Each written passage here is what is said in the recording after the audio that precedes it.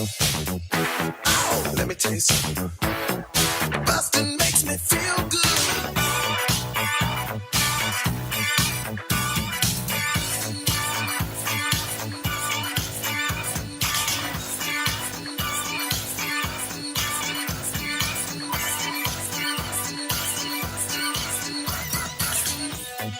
Oh, there you go. I was like, this man podcast, he should know better than to chew gum on the air.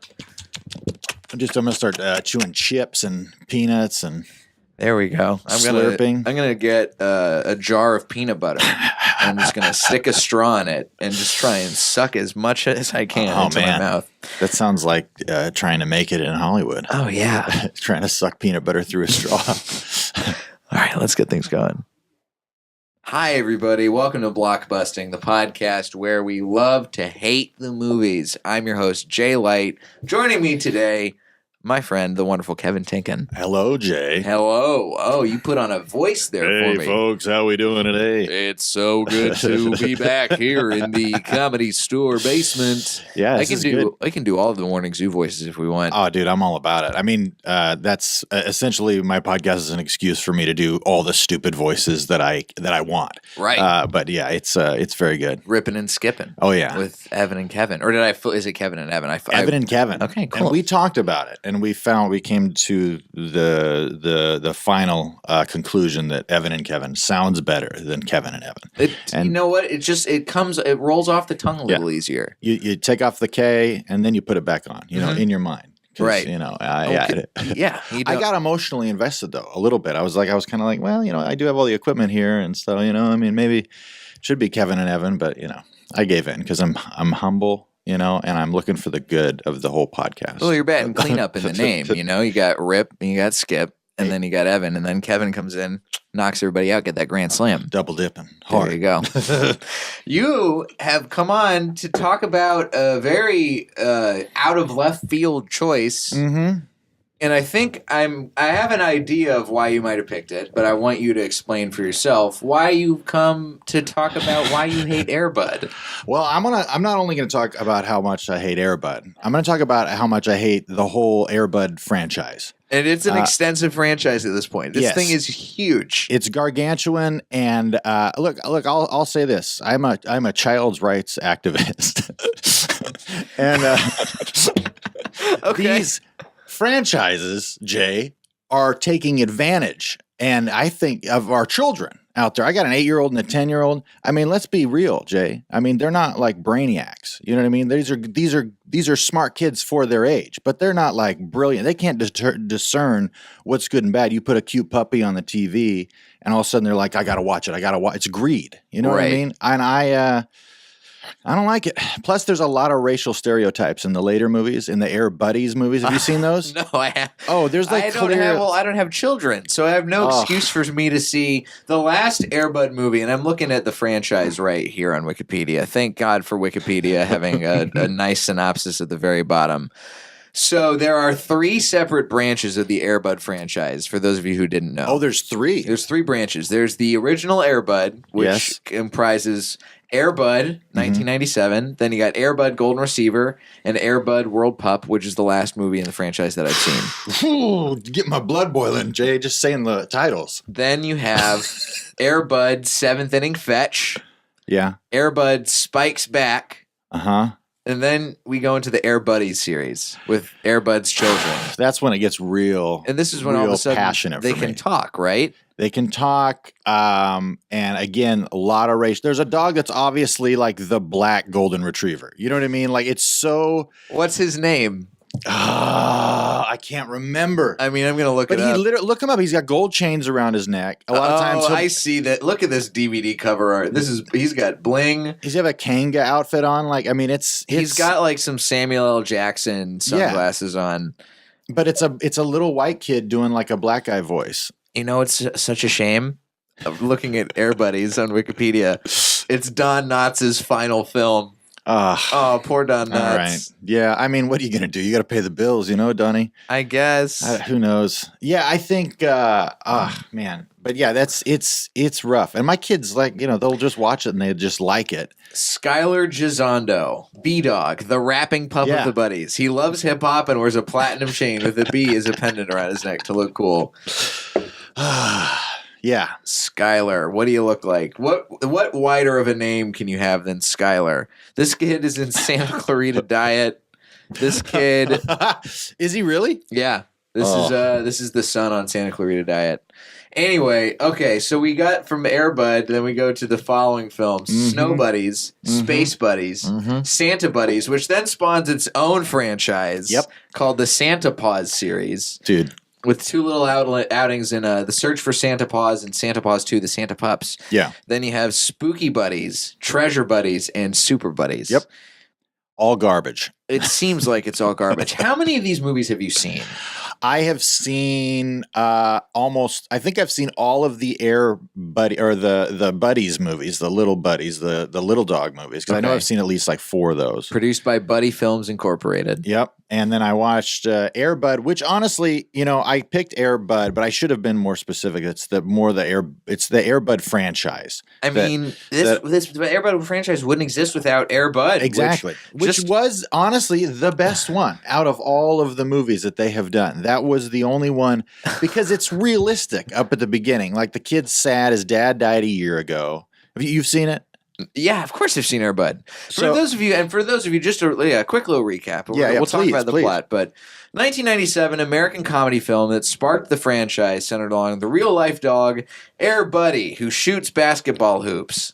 And it's about a dog that plays basketball. Yeah. And go into this plot because you've seen it more recently than I have. Yeah, it's so there's a kid and his mom. Mom, by the way, smoking. Like she's a real smoke show. She's a good-looking lady. Gotta be. And her husband, the kid's father, has recently passed away. It's been about a year. And she, vaguely mentions it in the principal's office when the kid gets in trouble. That it's been rough. And couldn't, I mean, who wouldn't think it's been rough? You know what I mean? When Pop goes away. Right. Mom is like trying to figure out how to get the kid to be happy, but he's obviously showing signs of depression. You know what I mean? He's sleeping he's jumping right in his bed. And when he gets home and, he's got nothing.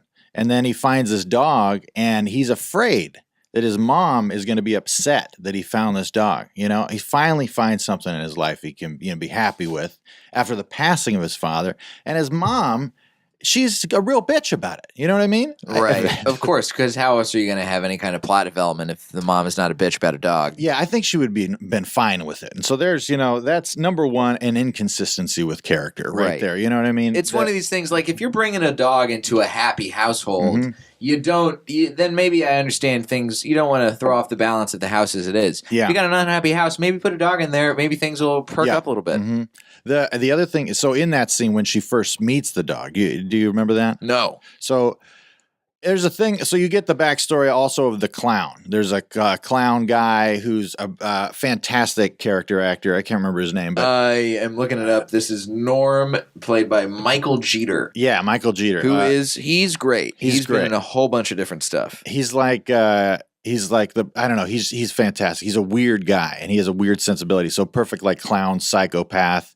But like he does kids shows, but he hates kids and it's pretty veiled that he beats the shit out of the dog. You know what I mean? That he calls Old Blue, which I don't really understand either. So he's going to take the dog to the pound. The dog falls off the back of a truck. Right. Mom and the kid almost hit it, and then later on he finds the dog.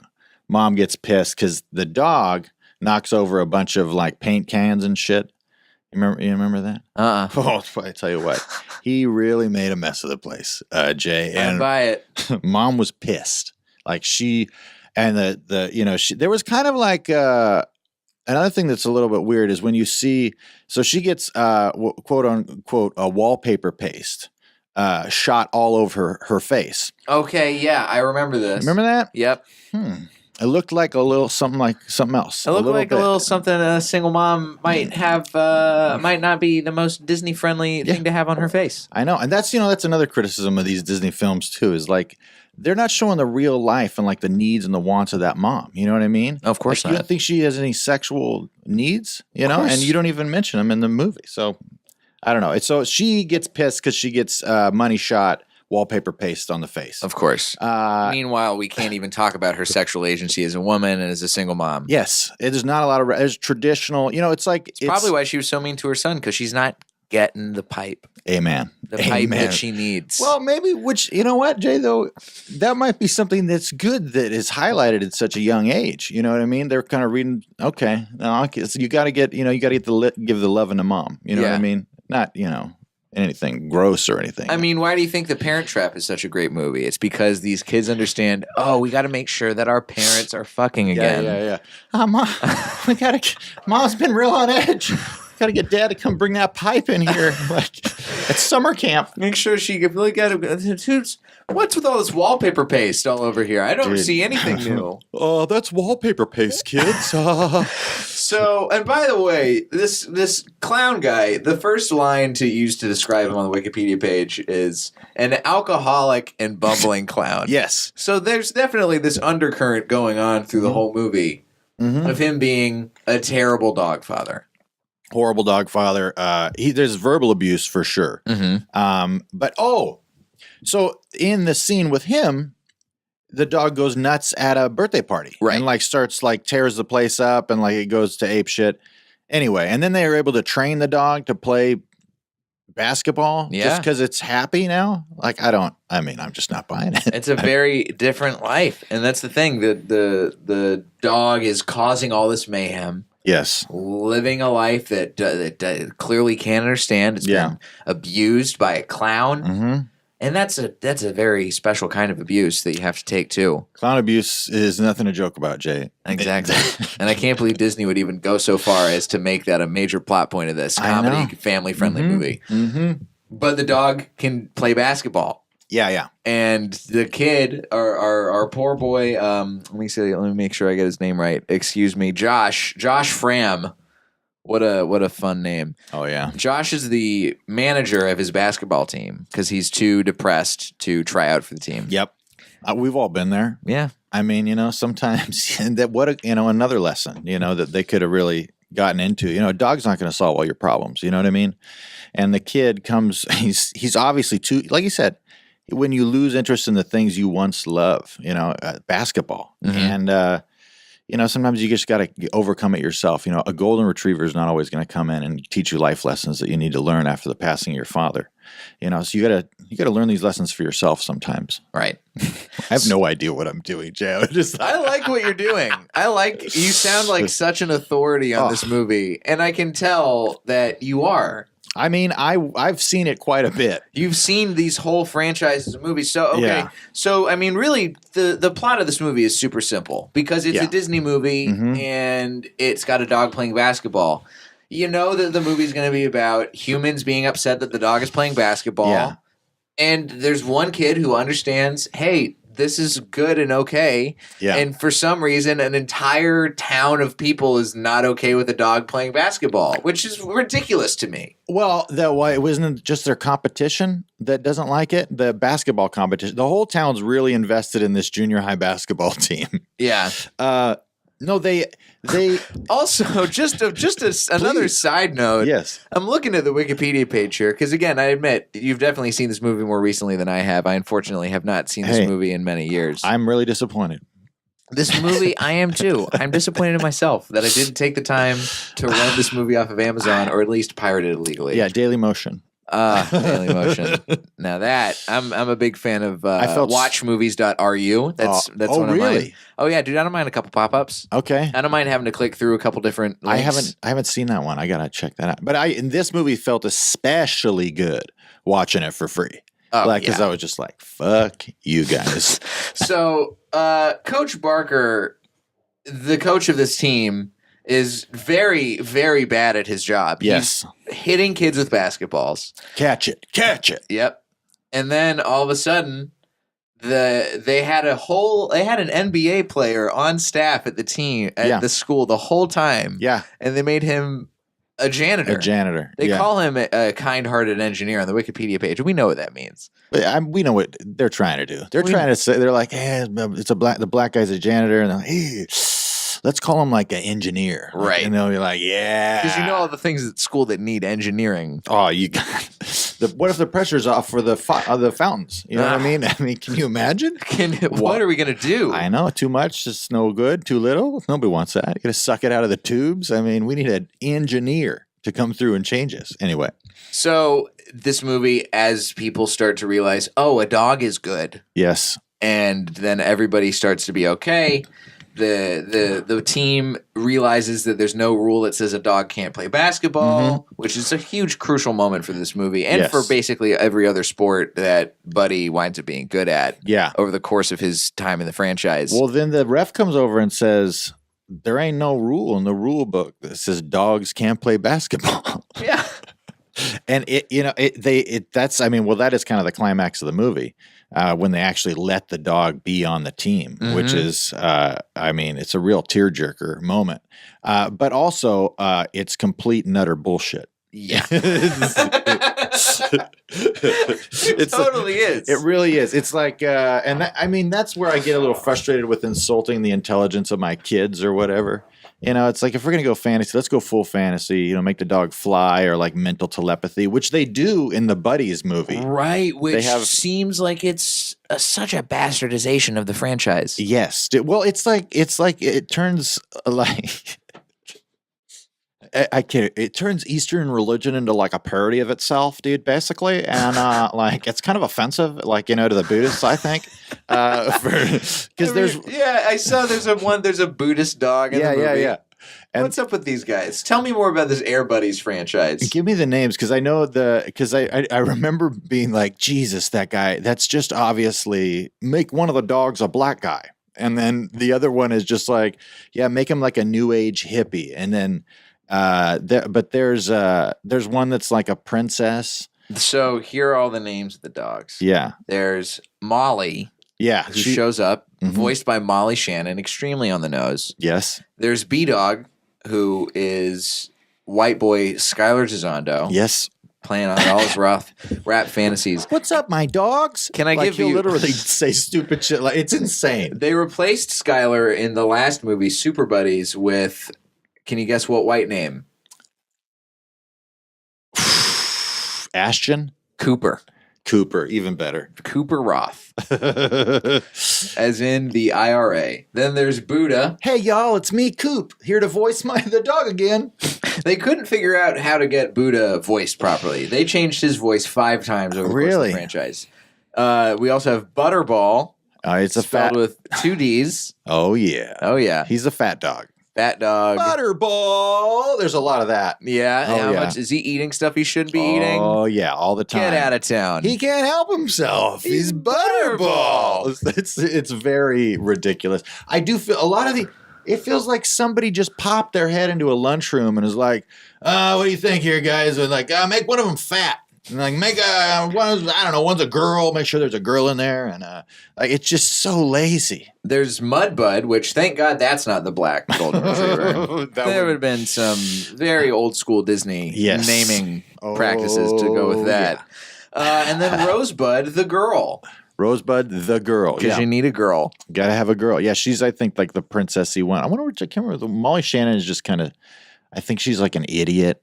And I think, like, you know, if I was trying to like chop them all up into an essence. There's also, I think these are enemy dogs, I'm guessing. Oh, yeah. There's Sniffer, voiced by Don Knotts. No, he's a good Sniffer's dog. a good dog? Sniffer's he's a drug dog. Oh, okay. That makes sense, given the name. Yep. Sniffer works for the deputy department. There's, in the first movie, there's Billy, voiced by Wallace Shawn, taking a real career dive to do this movie. Yeah, that's pretty brutal. You've got Belinda. Uh-huh. And then the wolf, voiced by Michael Clark Duncan. I think the wolf is bad. That's pretty funny. I would hope so. Michael Clark Duncan. So, as someone who's seen these movies, yes, how does the Air Bud franchise go from being about sports to being about dogs with crazy powers that can talk? I think because I'm telling you, man, these like Disney or whoever's putting this stuff together, they made a movie that was emotionally intelligent. You know what I mean? Like there was some emotional intelligence in there. Yeah, there were some stretches because it's a dog playing basketball, but it was like it was like a decent movie. You know what I mean? Right. And then I think they were just like, oh shit. Did you see how much money this made?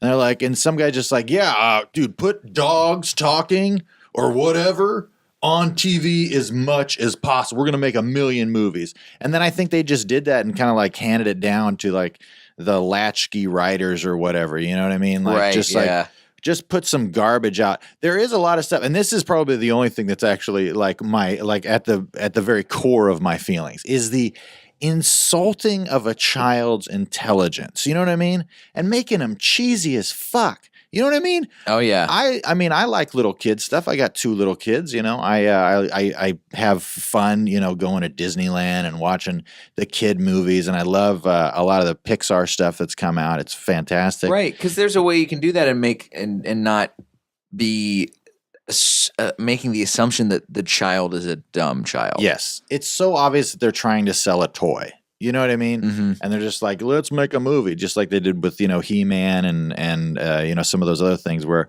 they made the toy first and then they're making the cartoons afterwards. And it just, I don't know. I think like profiting off of kids is a little fucked up, especially for like consumerism and shit. Not to be too much of the Buddha dog, but I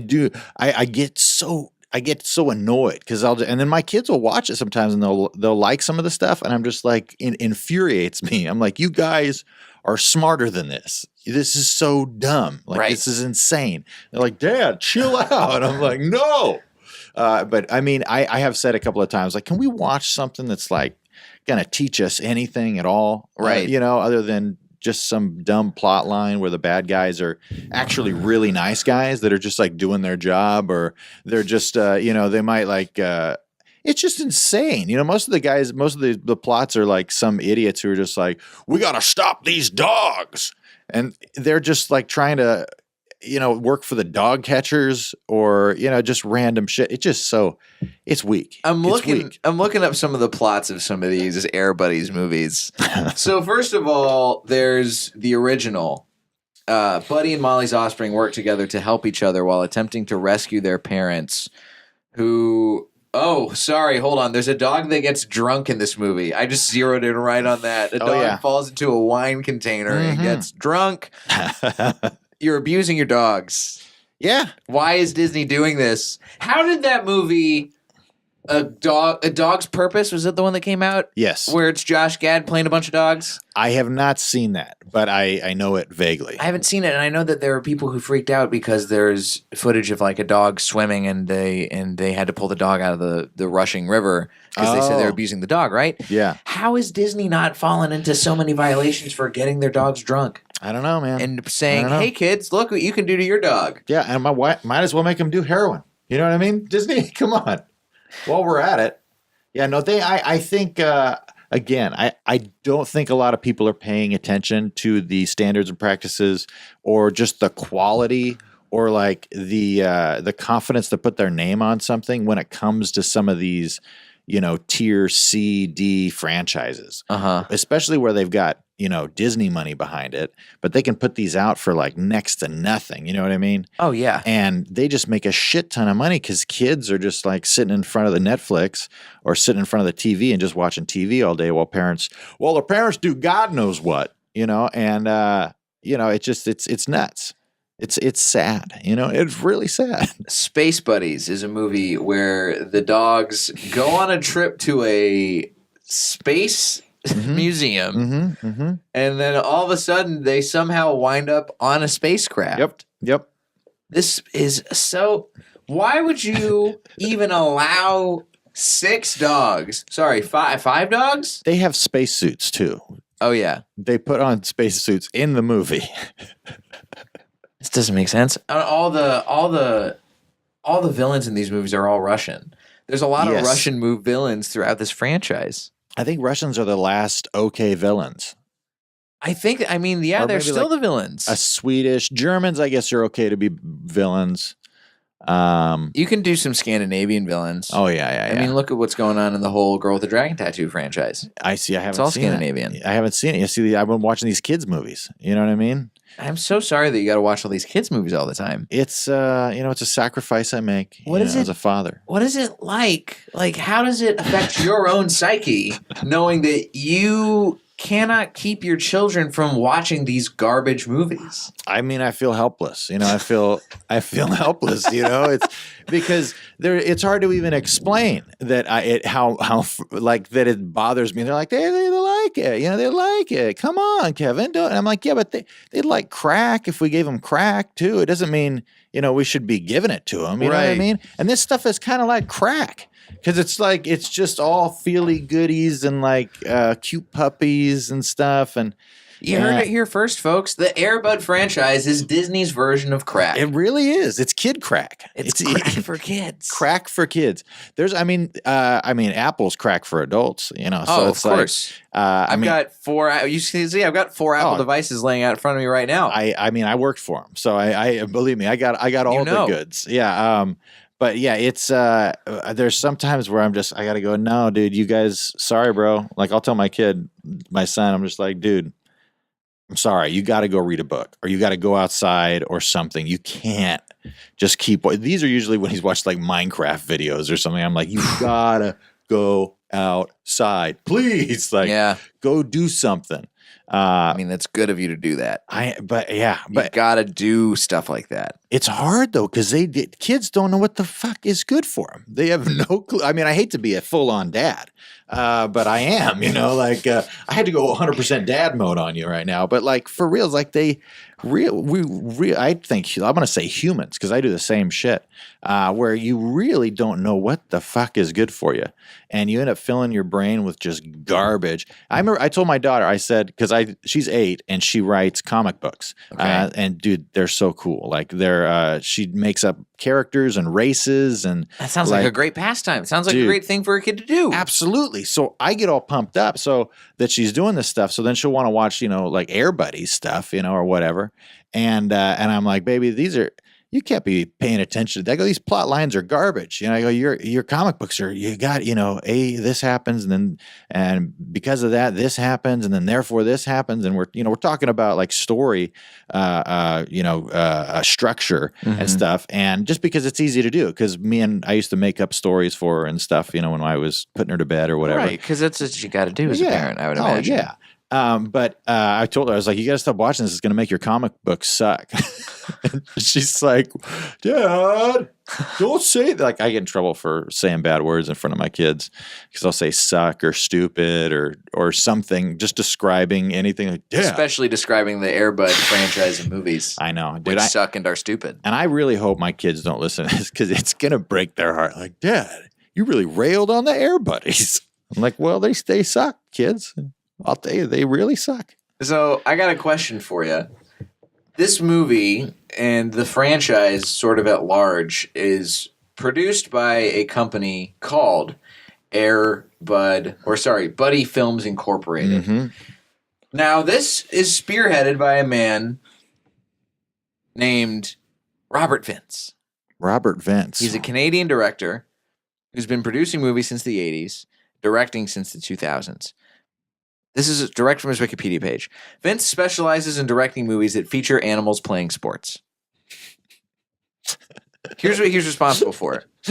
So he produced the Air Bud franchise. He didn't direct it. That was directed by a guy on an episode I just did, Charles Martin Smith from The Untouchables. But he also, that's a weird connection. I'm not even going to have time to unpack that. But that is an interesting detail because it does show you the depth that these guys are able to get to. You know what I mean? Right. Like they're able to be good and they are not trying. This guy directed, produced, and wrote the following franchises. All of the Air Buddies films. Millionaire. He also wrote MVP. Oh. The trilogy. Most Valuable, Most Vertical, and Most Extreme Primates. So ridiculous. He also did Chestnut, the Hero of Central Park. Mm-hmm. Which is about a Great Dane who is adopted by 2 orphan girls. Jesus. Dear God. And he's also got some movies that I can't look up on Wikipedia because someone has declined to make Wikipedia pages for these movies. They're like, But no. lest we forget, Spy Mate, which is featuring a chimpanzee. I've seen that. Look at this poster. Look at Emma Roberts and a chimp holding a banana and an FBI. Look at how cool that guy looks. What's this chimpanzee's name? I have definitely seen that thumbnail. I'm pretty sure my kids have watched that. His name is just Monkey. Oh, no. Sorry. Never mind. That's just Wikipedia editors being lazy.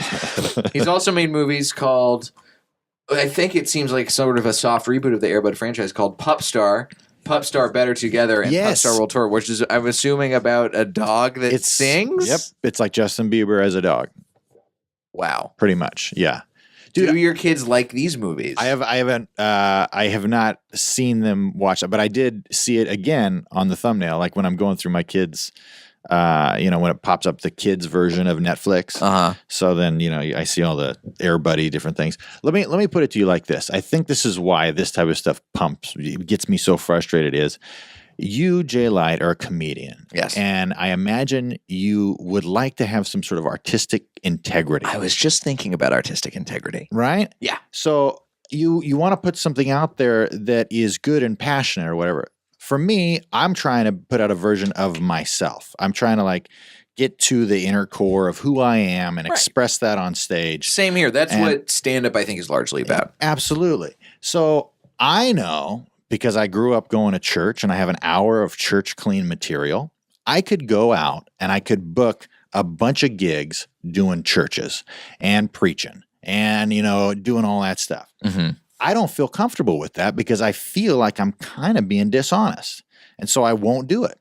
And I think that is somewhat of I want every artist to strive for doing what they're passionate about or what is an expression of actually them. Mm-hmm. So if you go out and you're just making, if me and you went out there and we're making a bunch of Raiders, Mexicans like Raiders and the Raiders and, black people are broke or all this bullshit stereotype stuff. You know what I mean? Right. I think that's why me and you would look at that and call it hack because it's like computer hacking in a way, and it's also, hacky material. We're not making jokes that are like Chinese people got mad when the Air Buddies franchise wasn't on the Food Network. We're not making jokes like that because we know better than that. We know better than that. Exactly. That's why there's no Air Bud in China. Of course not.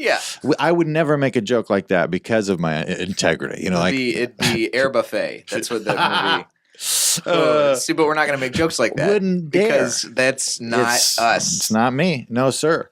The one that was actually made in Korea, they kept the dogs in the cupboard.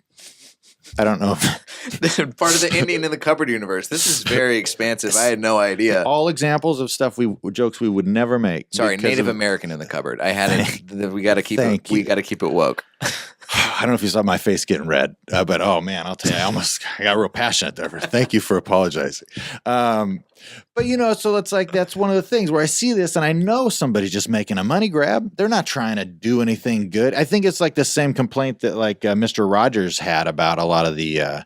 Did you watch the Mr. Rogers documentary? No, but I've heard his complaints because I've heard him speak passionately for his Senate hearings and stuff like that. Yeah, that was amazing. But he essentially was just, he's watching people throwing pies at each other's faces and going this isn't why is this the example we're giving to kids for what they should be watching or whatever. Right. And I mean, I'm not anti-pie in the face. I don't want to, please, don't put that on record. I'm a pro pie in the face kind of guy, but it's not all we should be doing. And so I see the Air Buddy, the original one, I see a little bit of passion. I see somebody trying to represent a perspective and, and, seeing it, showing a kid go through based something. on real life. It's got a little gravitas to it. Yeah. I mean, I given most of the kids' movies I watch that are produced now will get a big emotional response from me.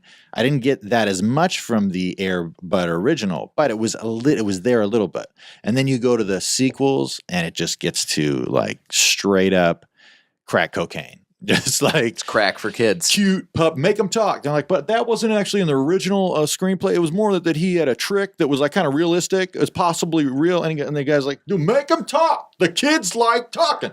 And they just pulling a cash machine. Just it bums me out. It really bums me out. And may it never be that me and you make any of those type of moves. I would love to not do that because I don't think that Robert Vince has any artistic integrity. And I'll tell you what, Robert, if you're listening to this, somehow, if this makes its way to you, I feel sorry for you. Yeah, he's probably listening to this on his earbuds, sitting out in his infinity pool in the Bahamas somewhere. Now I've inspired another movie for him to make. Earbuds.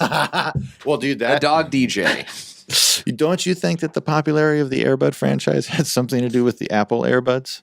Maybe it did. I'm just saying. That's an Apple plug right there for you. It's all integrated, dude. It's all part of the conspiracy to make us just smart enough to be productive workers. And not revolutionize against the powers that be. Because we're never going to seize the means of production because we're too oppressed by our inability to get past these talking dogs. Dude, I'm telling you, dude, it's some guy flashing his hand over to the left, like with some sparkly objects, and we're going, it's just like, wake up. At the end of the day, I hope that we are wrong, and I hope that maybe there are talking dogs out there that Disney's just been genetically engineering and holding out on us. Dude, that would be dope. And we could be proven wrong. But until then, you guys lost your artistic integrity. And treat the kids better. Yeah. And I'm gonna challenge you, Kevin, to bully your kids more into not liking these movies. Well, I'll tell you what I do now. When they start, we'll watch them. We'll put them on, and if I see any glimpse of joy, I throw a basketball at their head. I go, you remember. Catch. Yeah, catch. Dude, I love that scene. That scene was so ridiculous. Because number one, the kid's haircut, he had a bowl haircut. You remember that? Oh, yeah. Dumbest kid, dude. I could have been that kid. I could have been that kid. Whew, man, I was lucky. But yeah, but then the woman goes, what's going on here? And then he's just doing a little warm up, just doing a little post practice practicing. And then he was fired. But replaced by the NBA player who was just lurking in your school the whole time. Yeah. Oh, he told the kid he was dead. He's like he goes, can you sign this? And he goes, oh, that guy's dead. That's not me. So ridiculous. Man. Well, Kevin, I mean, I appreciate you bringing this to my attention. You're welcome. I hope that a few childhoods were ruined by what we have talked about here today. Well, I hope that a few childhoods are improved. You know what I mean? For you kids that are listening to this podcast, and I know you got a big kid listenership. Oh, for sure. Invest in your own self. Your brain will never be squishier or more able to learn than it is right now. And so invest this time wisely. Learn the fucking piano or something. You know what I mean? Yeah. Do something. Don't just sit and watch everybody's, you know? I learned how to play the piano for 13 years, and I quit playing piano, but at least I learned for a while. Well, that's true. I'm sure it helped in some ways. You still play a little bit, right? No. Not at all? If you sat down at a piano, you couldn't play at all? I could probably bang out a chord, but I don't know how to string a song together. I just like the way music sounds. Telling you could get a little bit of action. You put a couple of songs together, Jay. I'll tell you what. I don't know. I just look at Avery, look at Avery Pearson. He's got kids. I hope he doesn't show them these movies. I hope not either. But it's hard as a parent because it's easy to just put them in front of the TV. You know what I mean? But what are you gonna do? Well, where can the listeners find you on the internet? Of course, your podcast, Rippin' and Skippin'. Rippin' and Skippin' with Evan and Kevin. It's RIP''. And at Kevin Tienken, Tienken spelled Tienken, which although you can search it in many ways on the internet, it still get to me. Check out Comedian Cinema Club. We do a show every other Wednesday at Black Rabbit Rose at 8 o'clock on Hollywood Boulevard. And thanks so much for having me on the Potter. Dude, thanks for being here. Can I say something nice about you? Yeah, sure. I am filled with anxiety almost 24/7. And I get real at the end. Okay. This is how I do it. You always seem to have a positive kind of energy. You always seem to be kind of in a good mood and a welcoming presence. And I just want to say that's great. And thank you. And keep it up. Thank you. Absolutely. I will try, buddy. I do what I can. Oh yeah, if anything, just to help my crippling anxiety, it's I'm here. I'm going to change the whole world so I don't have to get more comfortable with myself. You know what I mean? You can find me on the internet at Diet J on Twitter and Instagram, jlightcomedy.com for show dates. If you are in Dallas, I will be there this weekend doing a show on the 21st. That's Friday night. 7 p.m., Noble Ray Brewing Company. Tickets are on my website if you want to get a look at those. It's going to be a fun show with some LA and New York comics. And if you like the podcast, please leave a rating, leave a review on iTunes. Subscribe, why don't you? It helps me. It helps out the guests. We all get a little bit more visibility out of it. One comment, one rating, one email can push you forward for like 3-4 more months. Just fantastic. Well, this has been Blockbusting, folks. Go see something good for a change.